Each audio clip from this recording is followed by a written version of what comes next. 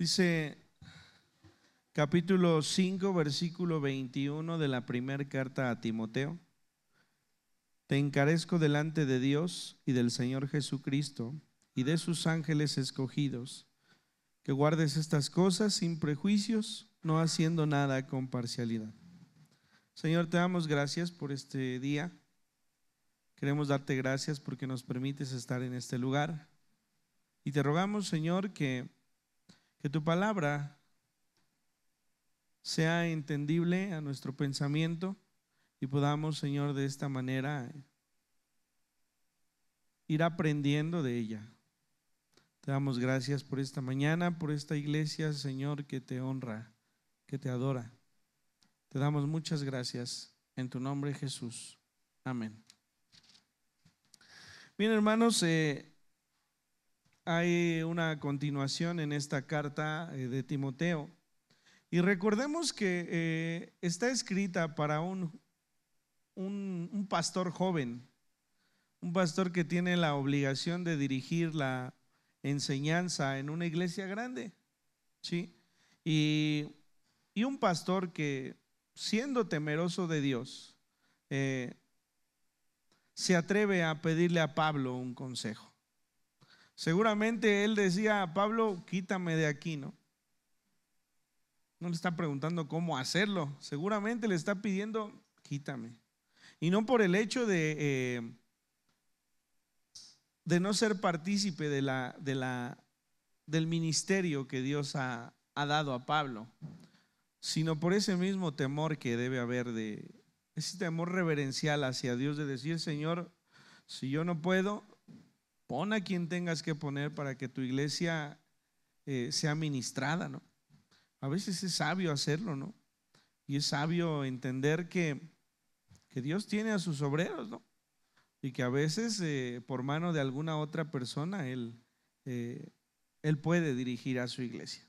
Así que creo yo que Timoteo de alguna manera escribió a Pablo pues haciéndole ver las cosas para que él decidiera lo que fuese bueno para la congregación. Y entonces Pablo, al escribirle esta carta, continúa con algunas situaciones que, por supuesto, yo insisto, si las escribió, pues es porque existían, ¿no? O sea, ¿para qué le escribe, por ejemplo, de los sabios si no hay sabios en la congregación, por ejemplo, ¿no? Entonces lo que le escribe es porque sabe que hay una existencia de ello. Dice el versículo 5 de este capítulo, el versículo 1 de este capítulo 5: No reprendas al anciano, sino exhórtale como a padre, a los más jóvenes como hermanos, a las ancianas como a madres, a las jovencitas como hermanas, con toda pureza. Bueno, es notorio que está escrito en otro tiempo, ¿no? Porque hoy los hijos no respetan a los padres. Imagínense si ahorita dijera, repréndelos como a tu padre, híjole, pobrecitos, ¿no? Salen regañados y ofendidos, porque hoy los hijos no respetan a los padres. Bueno, en aquel tiempo sí. Así que el primer consejo de Pablo a Timoteo es: cuando tengas que reprender a una persona, si es un anciano, repréndele como reprenderías a tu padre, es decir, con amor, con un amor profundo, con mansedumbre, con misericordia, con paz, con bondad. Además de que la palabra exhortar, siempre que escuchamos esta palabra exhortar, es como si alguien nos diera permiso de regañar a alguien, ¿no? Y el exhortar no significa eso. Exhortar significa dar el sostén a otros, estar cerquita de otro para ayudarle, ¿sí?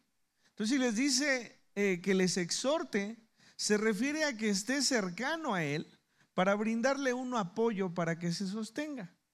Esa es la exhortación que debe haber en la iglesia.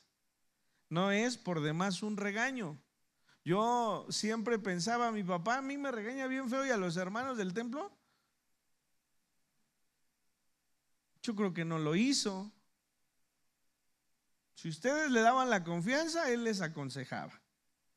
Pero si no, se limitaba a decirles: vamos a estar orando, hermano, por usted. Pero yo decía, uy, por menos a mí me hubiera puesto, pero como campeón, ¿no?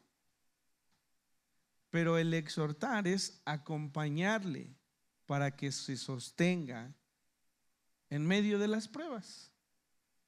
Y hablemos, bueno, de pruebas no económicas o de este tipo, sino la prueba que en ocasiones nos aleja de Dios, ¿no? Así que le dice, no reprendas al anciano, no lo regañes, exhórtale como a padre, acompáñale como si acompañaras a tu padre en medio de la prueba.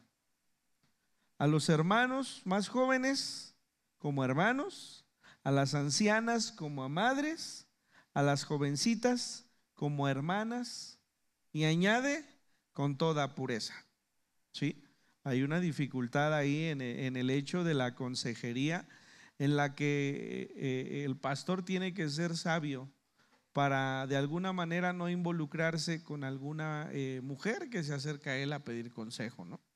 Tiene que haber esa prudencia de aconsejar en público, por supuesto, o de preferencia tendría que haber una mujer que atienda a las mujeres, el hombre que atienda a los hombres. Bueno, porque esto es un cuidado que debe tener el ministro de la iglesia, ¿no? Así que por eso añade el apóstol Pablo con toda pureza, después de hablar de las jovencitas, ¿no? Sí. Y entonces, bueno, este es el primer consejo que da Pablo. Y de allí se salta un tema que yo insisto, si lo aborda es porque está presente dentro de la iglesia. Y le toca hablar de las mujeres viudas. Y clasifica el tema en dos cosas. La primera de ellas dice: honra a las viudas que en verdad lo son. A ver, leamos lógicamente. Pues no hay viudas que sean de mentiritas, ¿no? Viudas que en verdad lo son. Si usted ve la hojita que les acaba de dar David. David, abre tu micrófono para que me vayas diciendo lo que está en negritas, por favor.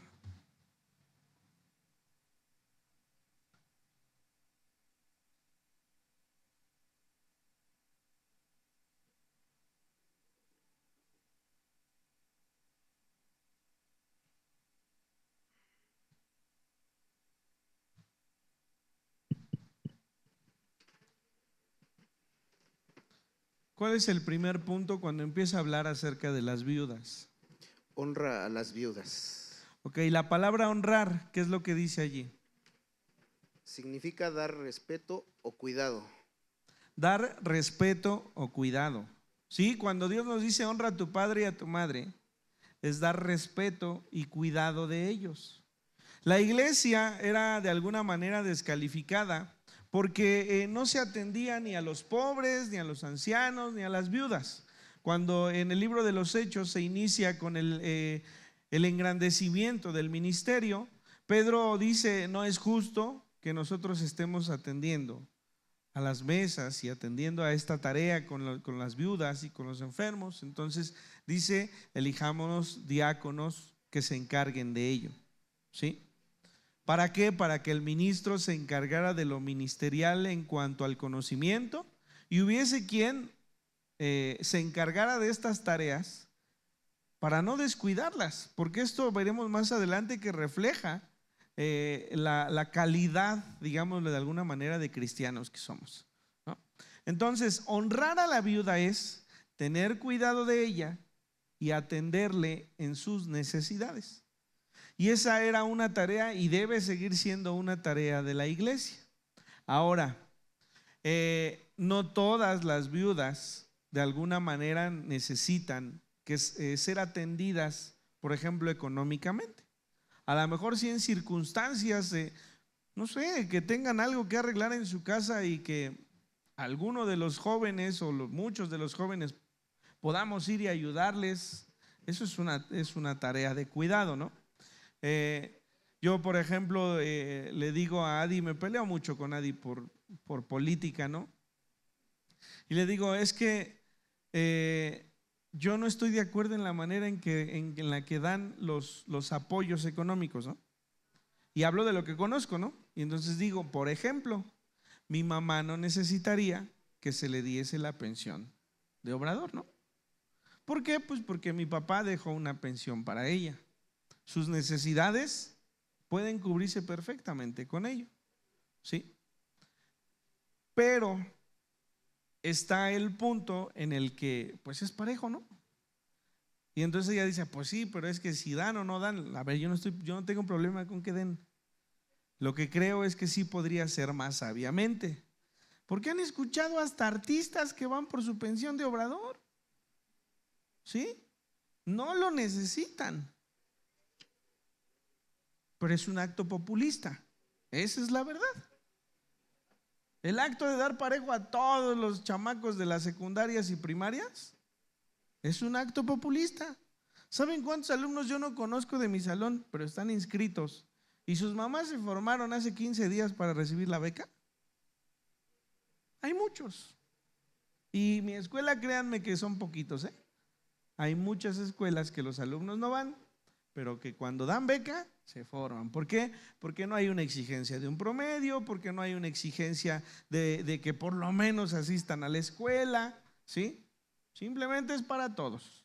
Eso es un acto populista. Entonces, lo que Pablo dice es, honra a la viuda, sí, atiende a la viuda, ve sus necesidades. Y por eso el segundo punto que dice allí, ¿cuál es, David? Sea puesta en la lista. No. Ahí donde me dijiste lo primerito, tiene unos incisos. Si en verdad lo son. Si en verdad lo son. Por eso decía, no está diciendo esta viuda es de mentiritas, no. Una viuda que en verdad tenga la necesidad de que la iglesia atienda las necesidades económicas y las necesidades de alguna manera en su hogar, ¿no? A ver, yo no soy ni profeminista ni promachista, ¿eh? Lo cierto es que las mujeres han perdido mucho en su lucha feminista, ¿sí? Cuando Pablo escribe en este sentido, las mujeres estaban en casa. Las mujeres habían dejado su vida por atender a sus hijos, a su esposo y a los quehaceres en ese lugar. Así que si enviudaban, habría un problema, porque quien les daba el sustento ya no estaba, ¿sí? Hoy las mujeres viudas regularmente también trabajan, ¿sí? Y entonces, lejos de que tengan la necesidad, porque nada alcanza, tienen un sustento. Pero para ese tiempo la cosa era más grave. ¿Por qué? Porque pues prácticamente se quedaban sin nada, ¿no? Vuelvo al ejemplo de mi mamá. Si mi mamá se hubiera quedado sin una pensión, entonces tendría una dificultad de ahora tener que ver cómo sostenerse, ¿sí? Entonces, cuando dice que de verdad lo son, se refiere a las mujeres que en verdad necesitan del apoyo de la iglesia para sostenerse ella e incluso sostener a sus hijos, siempre y cuando sean pues niños o pequeños con de verdad una dificultad económica, ¿sí? Eso es a lo que se refiere. Entonces dice aquí, honra a las viudas que en verdad lo son. Y hay un pero en la primera palabra del versículo 4, pero si alguna viuda tiene hijos o nietos, aprendan estos primero a ser piadosos. ¿Cuál es el punto 3 ahí, David, por favor?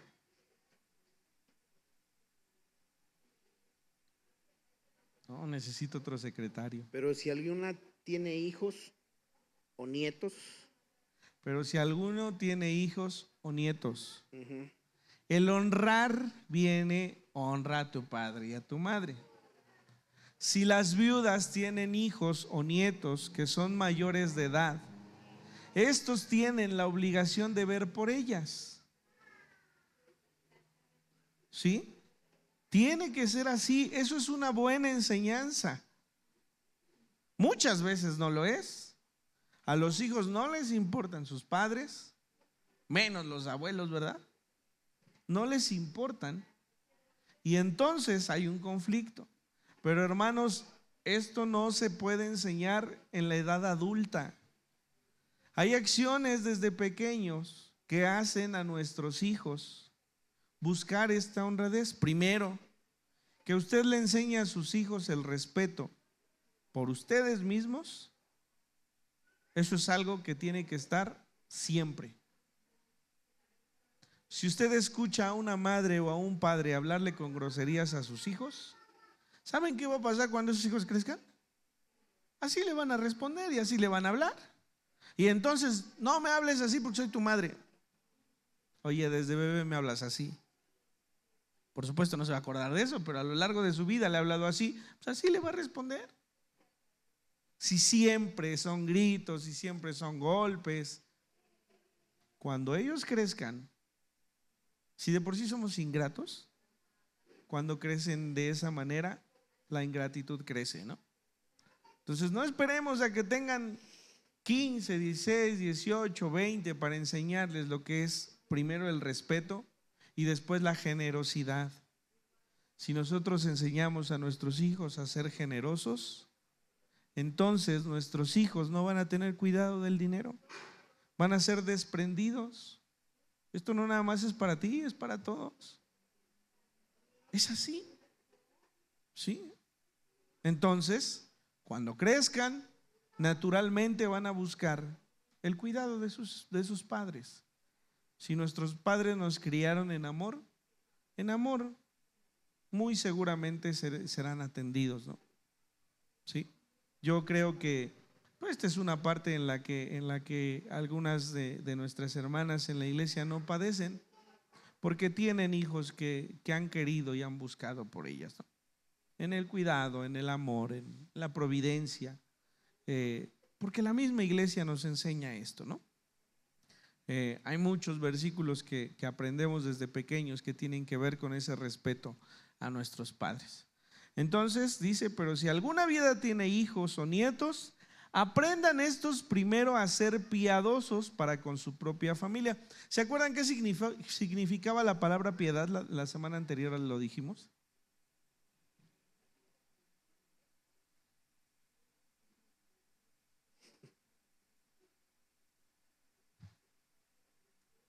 ¿No se acuerda? Nadie trae su hojita de la semana pasada. Piedad se define como toda actitud y respuesta adecuada a Dios. ¿Sí? Toda actitud y respuesta adecuada a Dios. Que obremos en mansedumbre, en misericordia, en amor, en bondad, son actitudes de la persona que demuestran que es una persona piadosa. Entonces dice el versículo, aprendan estos primero a ser piadosos, es decir, que sus acciones de alguna manera sean encaminadas por lo que han aprendido de Dios. ¿Sí? Y lo que Dios nos enseña es honrar a nuestros padres, es a respetarlos, es amarlos, a actuar con misericordia, con bondad, con mansedumbre y a recompensar a sus padres. Dice, porque esto es lo bueno y agradable delante de Dios. Es que mis padres me han tratado toda la vida mal, ¿cómo entonces Dios me pide que yo los trate bien? Pues así lo pide. Y si tú obedeces, entonces la bendición será para ti. ¿Saben? Cuando los padres han tratado mal a los hijos, los que han perdido la bendición son ellos, ¿eh? Pero si cuando como hijos también actuamos de esta manera, también perdemos nosotros la bendición de Dios. Entonces, ¿por qué tengo que hacerlo? Hay respuestas que solamente es porque sí o porque no. Porque sí, porque así lo enseña Dios. Y porque si tú lo haces, honras a Dios. Y porque si tú lo haces, obedeces a Dios. Y porque si tú lo haces, demuestras que tienes actos de piedad, es decir, actos congruentes con lo que Dios es en tu vida. ¿Sí? Entonces dice así, porque esto es lo bueno y agradable delante de Dios. Dice, mas la que en verdad es viuda y ha quedado sola espera en Dios y es diligente en súplicas y oraciones noche y día. Dice, pero la que se entrega a los placeres viviendo está muerta. Es decir, el apóstol Pablo reconoce que en la viudez hay dos tipos de viudas. Hay la que siempre busca al Señor, la que siempre ora al Señor, la que siempre clama al Señor, y la que dice, pues ya soy viuda, ¿sí? Ya nadie tiene por qué decirme algo, ¿no? Davicho no fue viudo, no es viudo, ¿verdad? Pero cuando él regresó a casa, mi papá le dijo, esta sigue siendo una casa de familia, ¿no? O sea, a veces creemos que porque ya salimos y ya nos casamos y ya tuvimos hijos, ya podemos decidir como bien nos parezca, ¿no? Pero cuando estamos bajo el cuidado de los padres, de todas maneras tenemos y debemos honrarles, ¿no? Entonces hay mujeres que son viudas, que porque ya vivieron su vida de alguna forma, a lo mejor ya tuvieron hijos, a lo mejor ya pasaron unos años de casada, y llega una circunstancia así, por algún motivo tienen que regresar a casa de los padres, pues quieren decidir como lo han venido haciendo durante los últimos años, ¿no? Pero entonces el apóstol Pablo sí dice, tienes que atender a las viudas, que en verdad lo sean, y que además, como dice el versículo 5, que espere en Dios, que sea diligente en súplicas y en oraciones de noche y de día. No quiere decir que a las otras no se les atienda. Lo que quiere decir es que sí tiene que haber prioridades, ¿sí? Yo no puedo procurar más a una persona allá afuera si no trato de procurar por los que están aquí adentro, que son nuestros hermanos. Por supuesto que es bueno que vaya también a los que necesitan, sí, pero si yo tengo la necesidad aquí, pues tengo que cumplirla aquí. Y si nos regresamos más, si yo tengo en mi familia, si yo tengo a mi madre que es viuda y conozco a alguien más que es viuda, ¿no? Y atiendo mejor a la que es viuda que está fuera de mi casa, no, hay prioridad y tiene que ser primero lo que está en nuestros hermanos, en nuestra casa, en nuestra iglesia, y posteriormente hacerlo con los demás. Versículo 7, manda también estas cosas para que sean irreprensibles. Aquí no está hablando de las viudas, está hablando de los hijos y de los nietos.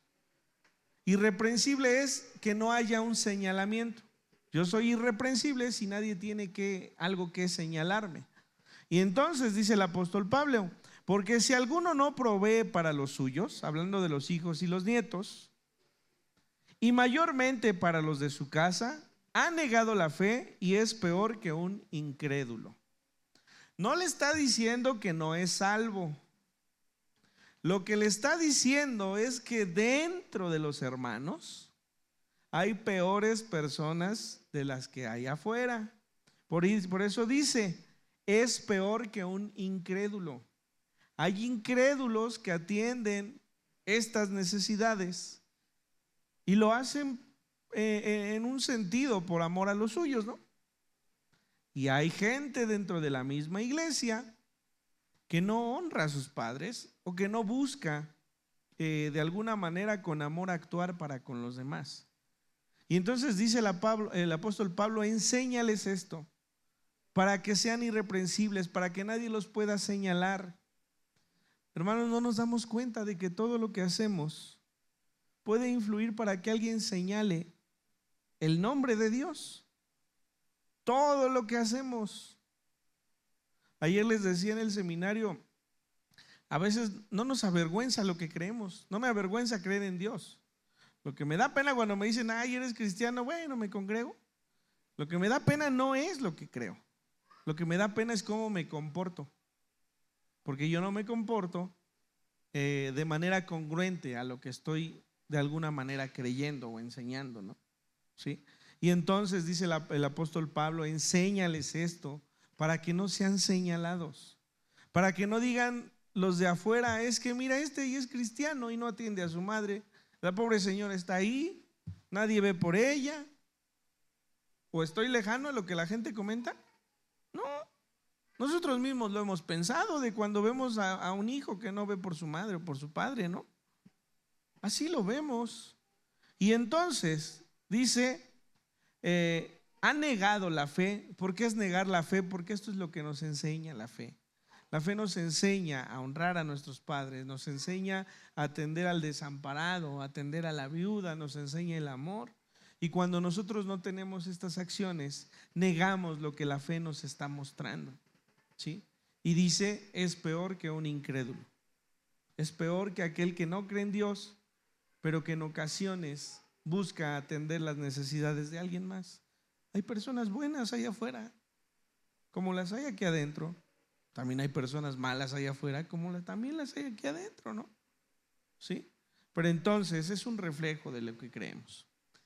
Entonces, esta es la primera parte que el apóstol Pablo habla de las viudas, atenderlas, no a todas, a las que en verdad lo necesitan y a las que de alguna manera buscan constantemente en oración a Dios para que Él supla sus necesidades. Esa es la prioridad que debe tener la iglesia. Y después en el versículo 9 habla de una lista, dice, sea puesta en la lista, y pone algunos requisitos. Entendamos aquí que ya no se trata de la atención a las viudas. Se trata de elegir, enlistar a algunas viudas. Y yo insisto, si está hablando de muchas, pues es porque en ese tiempo había muchas mujeres que necesitaban de ello. Y dice, sea puesta en la lista solo la viuda, y empieza a enlistar algunas cosas, pero esta lista se refiere a mujeres que puedan ser útiles en el ministerio de la iglesia. Por eso el primer requisito es que no sea menor de 60 años. Imagínese, ay pastor, pues es que yo apenas tengo 30, ¿no? Y yo quiero servir al Señor.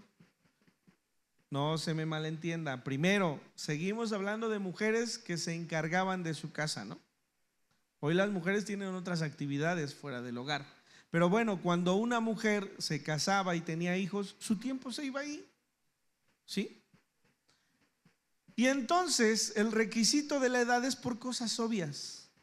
Cuando una persona se ha casado y es joven, lo más lógico es que en algún momento se vuelva a casar, tenga el anhelo de volverse a casar, a menos que le haya ido de la patada, ¿no? Pero también ellas.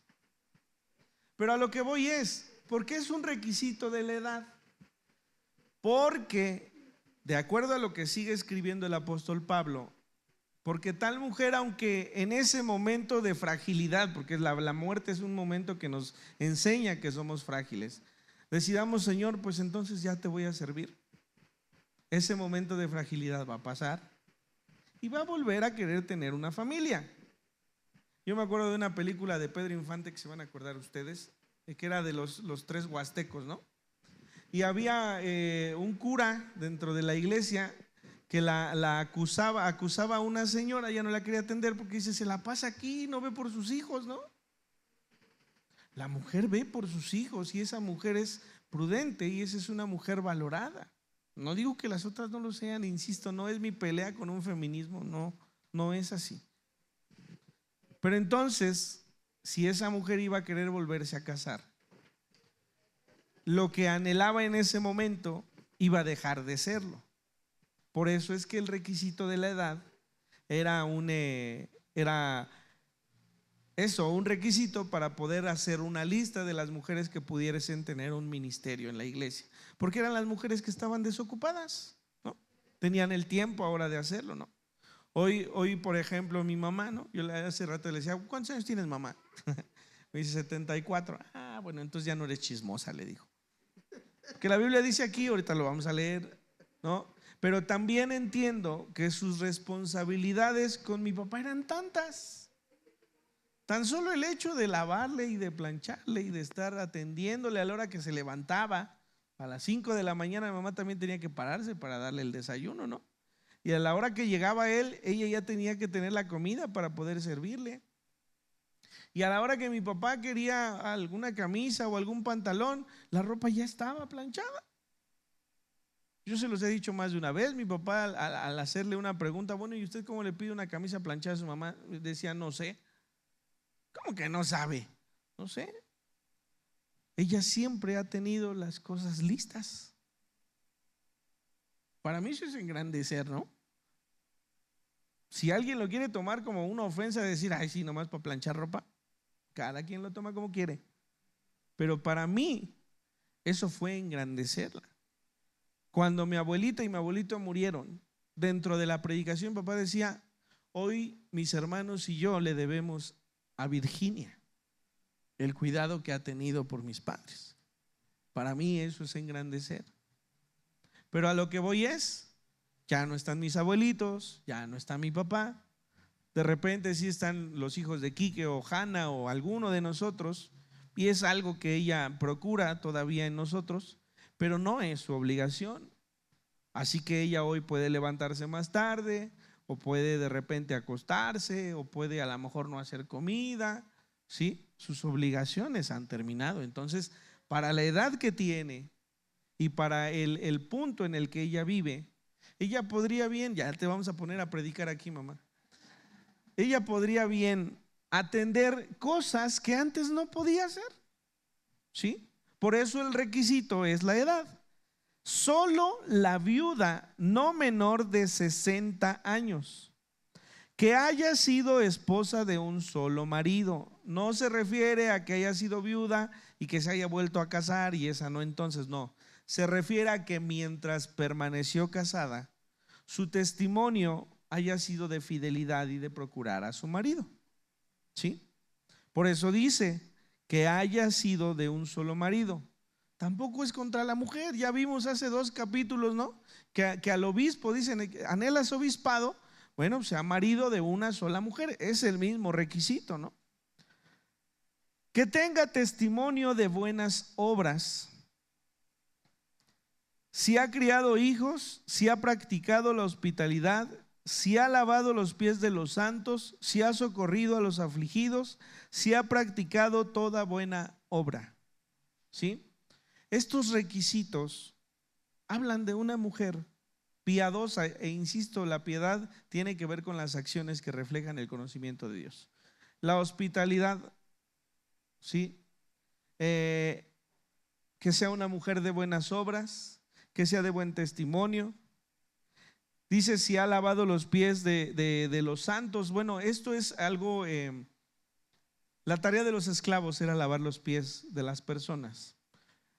Y metafóricamente el apóstol Pablo habla de la mujer en este sentido, en el hecho de decir una mujer que es humilde, una mujer que es sensible, una mujer que no le importa el tener acciones que de alguna manera procure a los demás, ¿sí? Por eso lo menciona de esta manera.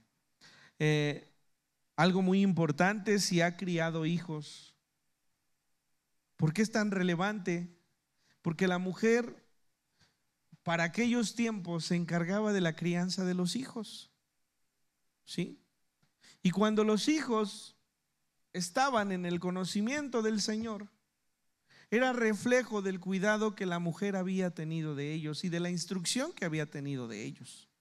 Ayer hablábamos con mi mamá precisamente y hablábamos de yo le decía a Di, pues mi mamá a mí me hacía las tareas conmigo, ¿no? ¿Y por qué es tan relevante? Por los grados, el grado de estudio que ella tuvo.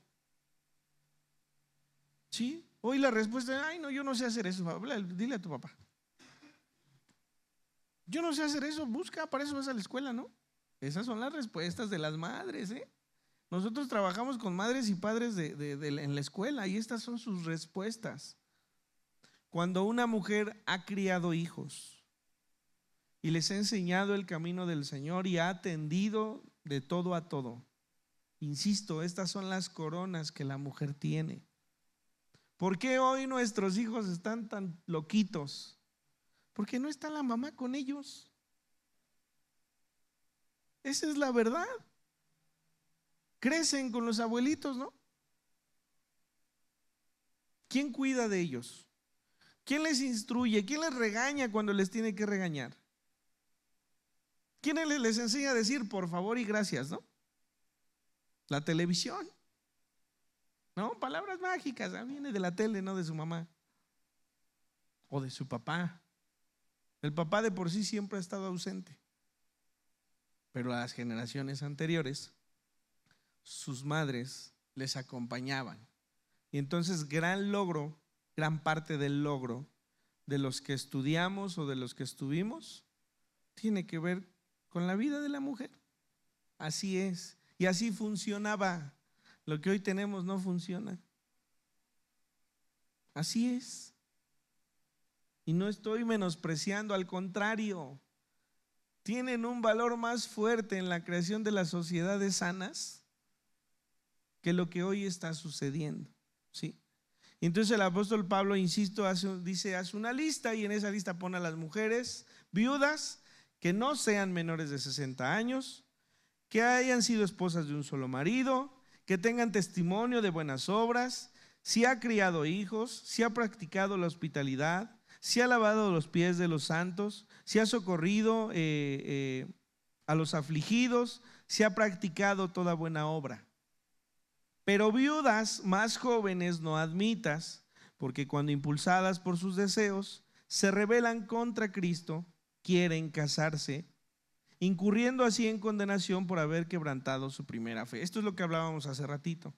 Cuando las mujeres viudas más jóvenes querían servir en la iglesia, el apóstol Pablo no lo recomienda, porque dice: son jóvenes, se van a querer volver a casar. Y entonces el ímpetu que tienen hoy de servir al Señor, en el momento en que se casen, va a dejar de ser. Por eso dice: impulsadas por sus deseos. ¿Cuál deseo? El deseo de volverse a casar, que no es pecado. ¿Sí? El deseo de volverse a casar, se rebelan contra Cristo. ¿En qué se rebelan? En decir: bueno, es que yo le iba a servir, pero bueno, ya me voy a casar y ya no puedo. Eso es rebelarse contra algo que habían elegido. Quieren casarse, dice, incurriendo así en condenación por haber quebrantado su primera fe. ¿Cuál es su primera fe? El querer servir. ¿Sí? Entonces no está hablando de pecado, está hablando de una condición en la que todos, hombres y mujeres, somos así. A veces cuando algo malo nos pasa o cuando algo muy bueno nos pasa, somos tan efusivos de decir: voy a servir al Señor, ¿no? Y voy a dejar todo de lado y me voy a dedicar a servirte, Señor, y hasta lo oramos, ¿no?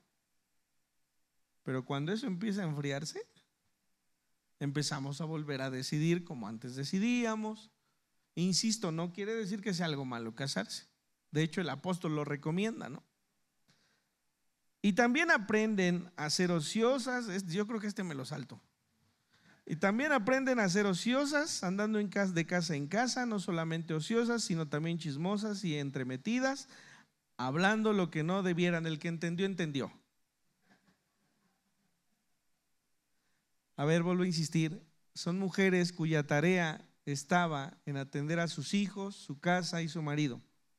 Cuando el marido no está, el tiempo sobra. El ser ocioso es: ¿qué haces con tu tiempo libre? Alguna vez escuché una predicación en la que decía que David había pecado cuando tomó a la mujer de Urías por la ociosidad en él, porque él tenía que estar en la guerra, pero estaba en la azotea, ¿no? ¿Qué estaba haciendo con esa ociosidad? Bueno, la mujer que tenía tantas ocupaciones, al no estar el marido, o al no haber tenido hijos y no estar el marido, ¿qué hace con ese tiempo libre? ¿Sí? Regularmente en las mujeres sí es normal que se detengan a platicar con varias personas, ¿no? Cuando mi mamá va a Veracruz, ahorita ya no, mamita, ya tiene más de 70, ya. Cuando va mi mamá a Veracruz, de repente dice: voy con tu tío Remy, porque todos sus hermanos viven muy cerca, ¿no? Entonces cuando va a dirigirse con un tío, acaba con el otro y luego con el otro y luego con el otro, porque tiene el tiempo de hacerlo y porque no los ha visto, ¿no? ¿Sí? Y entonces, pues cuando la buscamos, pues hay que buscarla. Vino mi mamá para acá, sí, pero ya se fue desde hace rato, ¿no? Entonces a eso se refiere, no es una ofensa. ¿Qué hace con su tiempo? Bueno, pues si no tuvo todo el tiempo durante 10 años que estuvo casada, ahora que tiene el tiempo, pues se encuentra con alguien, platica. Se encuentra con alguien más, platica. ¿Sí? Y entonces, pues bueno, de ahí ya lo de chismosas y entremetidas, pues Yo creo que eso, casadas, viudas o separados, casados o viudos, somos chismosos o entrometidos, ¿sí? ¿Sí? Pero bueno, cuando uno tiene el tiempo, pues más. Si uno se la pasa trabajando, no tiene tiempo ni de eso, ¿no? Pero cuando está el tiempo ahí estamos donde nadie nos llama, ¿no? Versículo 14. Quiero pues que las viudas jóvenes se casen, ¿sí? Por eso decía, casarse no es pecado.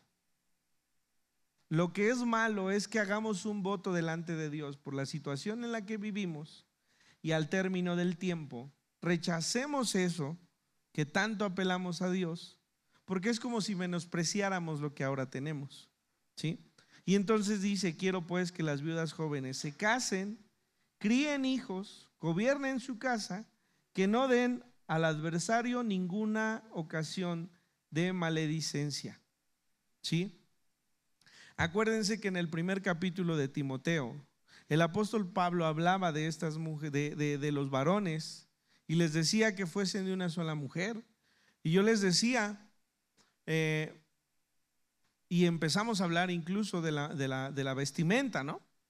Y les decía que de alguna manera es una mala combinación lo que el hombre es con lo que la mujer es, ¿sí? Y entonces el apóstol Pablo prefiere decir, cásense, evitémonos problemas, evitémonos que haya malos dichos. Eso es una maledicencia, un mal dicho de decir, no, pues es que esta es viuda y mira, anda con este y con este y con este y platica. O este está casado y mira, anda con este y con esta, ¿no? Entonces dice el apóstol Pablo, cásense, evitémonos problemas. Están en edad de casarse, de criar hijos, de estar en su casa, de tener una familia, ¿sí? Cásense y evitémonos de estas cosas. Dice, porque ya algunas se han apartado en pos de Satanás. Si algún creyente o alguna creyente tiene viudas, que les mantenga y no sea gravada la iglesia, a fin de que haya lo suficiente para las que en verdad son viudas. Esto es, vamos, como la conclusión de este punto, ¿no? Hablando de las mujeres y hablando de las mujeres que pueden ser o estar en el ministerio del Señor.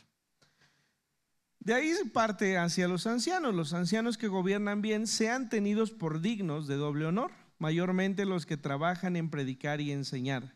Pues la escritura dice, no pondrás bozal al buey que trilla, y digno es el obrero de su salario. En el ejemplo del buey que trilla es cuando el animal va haciendo los surcos o descubriendo el fruto. Hay fruto o hay hierba o hay alimento que puede consumir. Entonces dice que no pongan un bozal en este animal para que conforme va avanzando pueda ir comiendo de lo que va saliendo del campo. Entonces cuando dice no pondrás bozal al buey que trilla y lo asemeja con los ancianos que sirven, hace ver que el sostenimiento de las personas que sirven en la iglesia corresponde a la iglesia. Estos hombres ancianos que han dejado su vida para servir al Señor tienen el derecho de ser alimentados por la congregación, por la iglesia, ¿sí? Muchos lo ven mal, sobre todo los que son ajenos a la fe, ¿sí? Sin embargo, esto es algo que de alguna manera bendice a la iglesia. Un pastor que tiene el tiempo de estar con la congregación es una bendición para todos, pero la única manera en que esté así es que no tenga que preocuparse aparte por trabajar, ¿no? A veces nos enojamos hasta porque el pastor no tiene tiempo para respondernos una llamada o escucharnos. ¿Y cuándo tiene tiempo para su familia?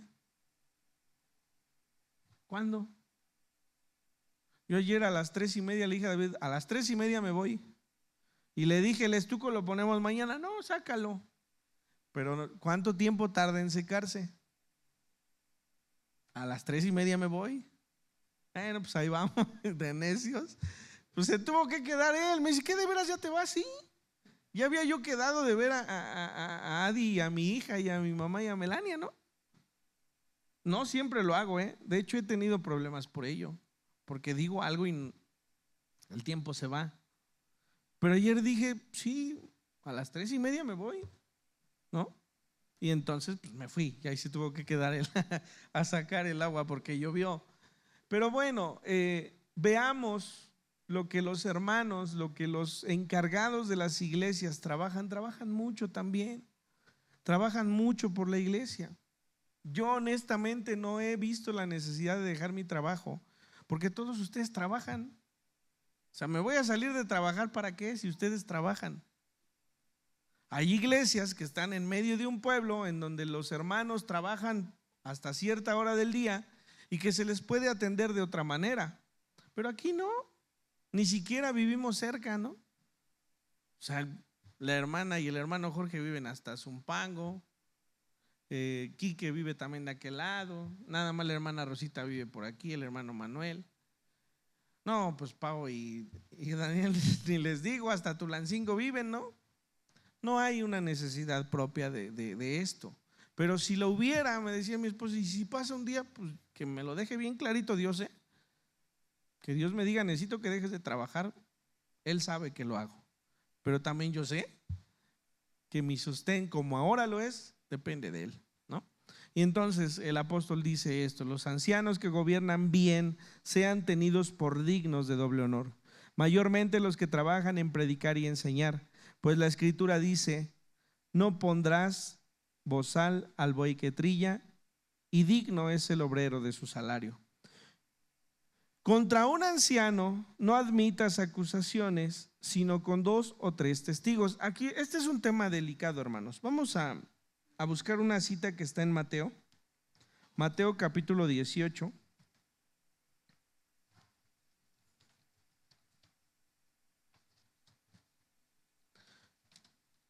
Porque esta palabra hace referencia a esto.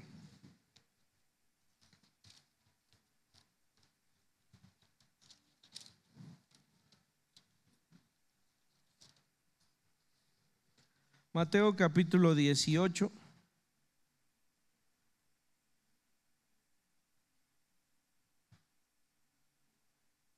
Versículos del 15 al 20. Por tanto, dice, si tu hermano peca contra ti, ve y repréndele estando tú y él solos. Si te oyere, has ganado a tu hermano.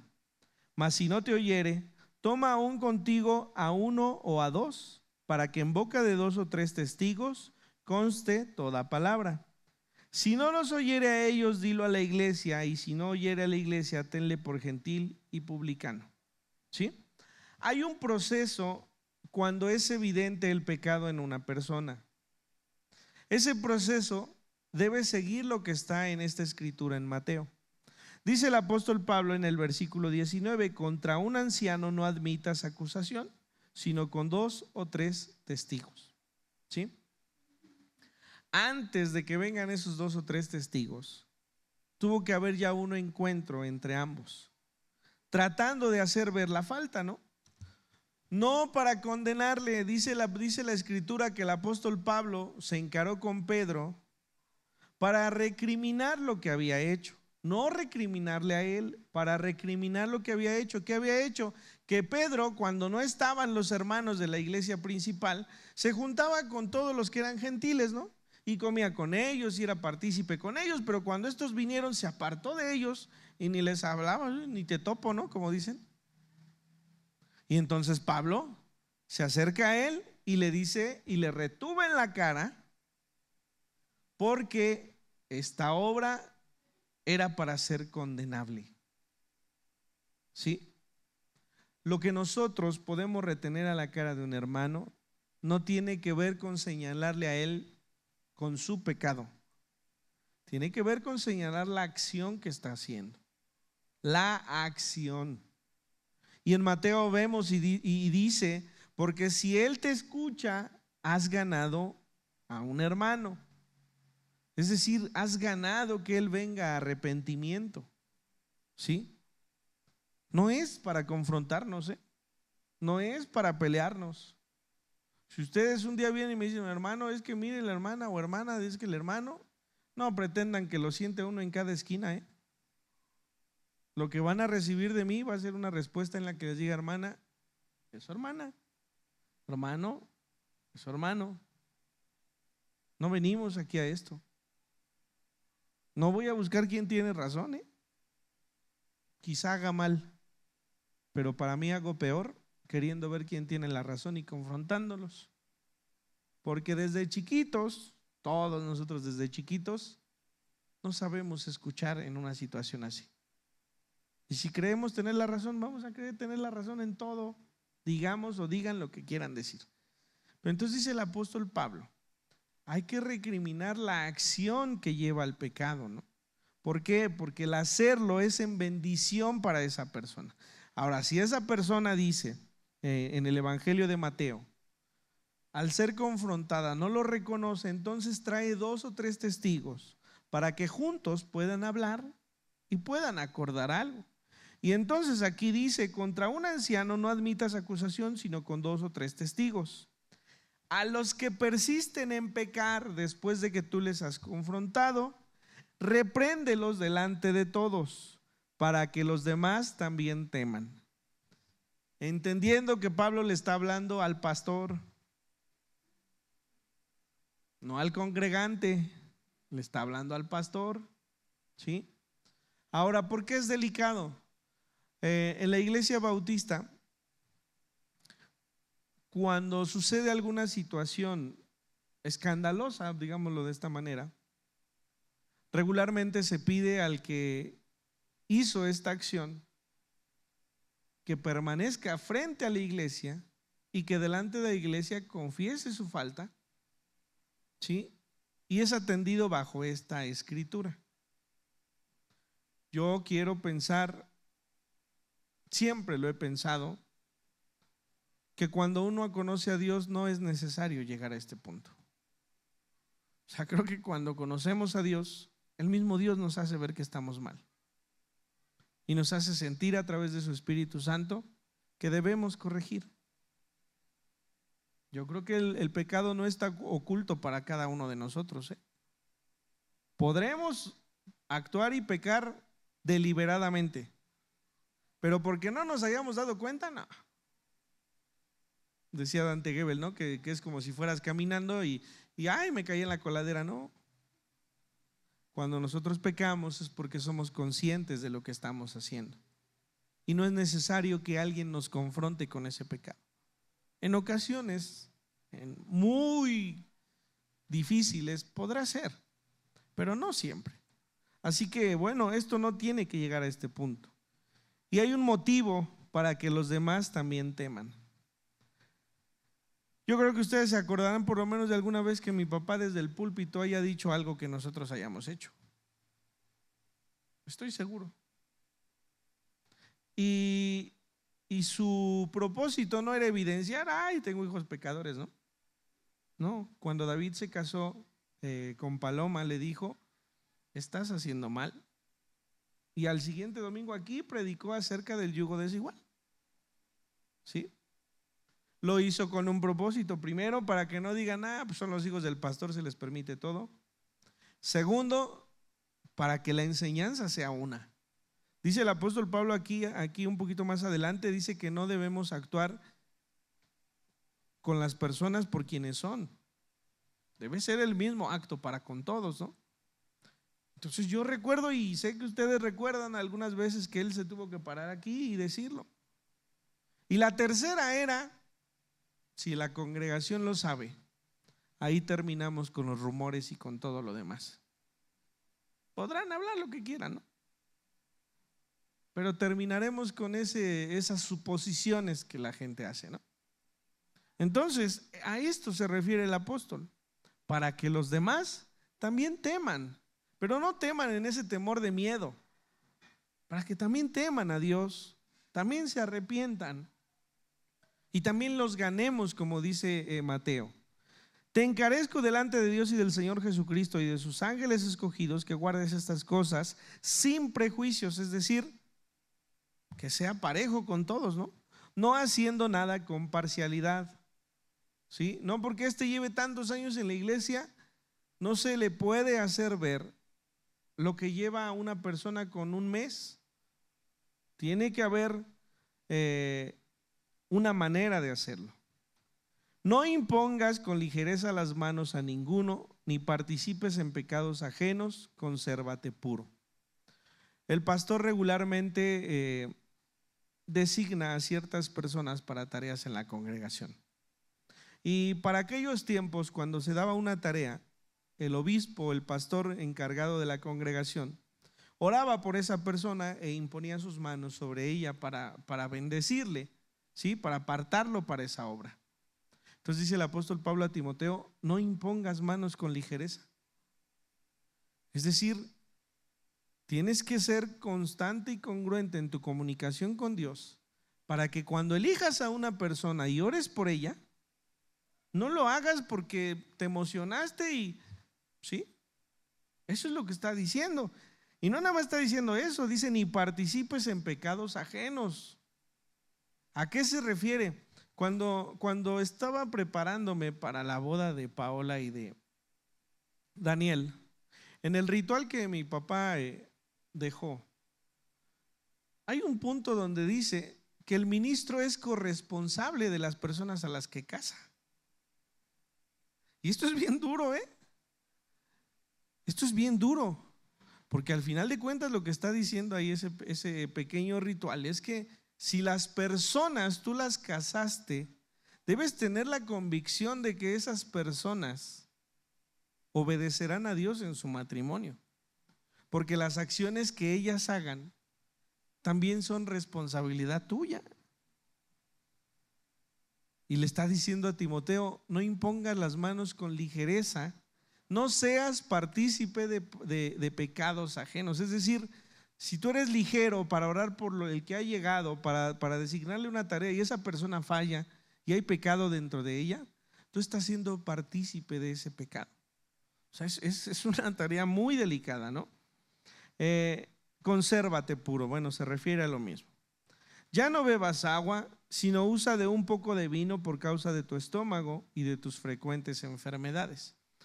Bueno, esto se refiere al uso del agua corriente, en la que hoy tenemos filtros, hoy tenemos muchas maneras de purificar el agua. En aquel tiempo no. Entonces, por más que había lugares donde el agua fuese pura, había lugares donde el agua era contaminada, ¿no? Y lo primero a lo que pegaba pues era en el estómago. El vino, por su grado de fermentación, también provocaba que el estómago tuviera cierto alivio. Así que Pablo le dice a Timoteo: olvídate de estar guardando el testimonio de lo que no debes. O sea, no porque tomes vino o tomes agua, esto no. Como si le diese no el permiso de pecar, sino el permiso de utilizar algo que le puede ayudar, ¿sí?